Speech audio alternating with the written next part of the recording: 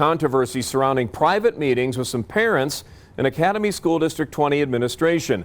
A different group of parents obtained meeting notes between the two parties through a public open records request. According to the notes, there was communication from a former D20 teacher about a school for LGBTQ+ students and discussion of bathroom policy for transgender students. Tonight, parents rallied at the school board meeting.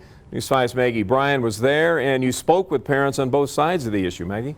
Yeah, over 60 people spoke during tonight's board meeting. The majority voiced their concerns about these conversations held in private about possible LGBTQ policies. But one of the parents that attended that closed meeting told me he and others are doubling down to make trans students use the bathrooms of their biological sex. Academy District 20's normal school board meeting, overflowing with concerned parents. A Colorado Open Records Act request filed by Defense of Democracy, a public education organization, revealed discussions happening behind closed doors with a few parents and district administration. I was given the email chain between parents and the district superintendent, which show the groups discussed several policies about bathroom use for transgender students, that parents should be involved when a student is requesting an identity change, and that students should be required to use the bathroom and locker room of their sex assigned at birth, unless there is written permission to do otherwise.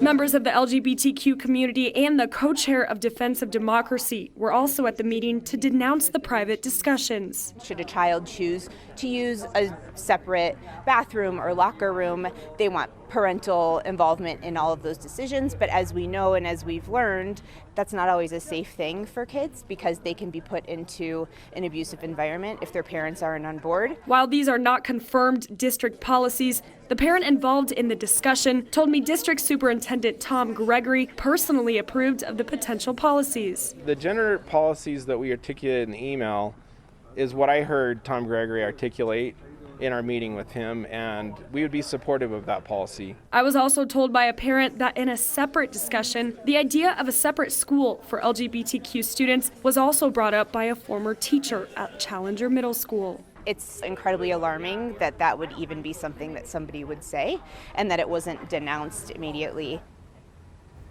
Board members made it very clear before the meeting began they would only be listening to public comment and not acting on any of the issues that were discussed in those private meetings as it relates to district policy moving forward. I also asked to speak with board members about what was discussed tonight. I was told they would not comment.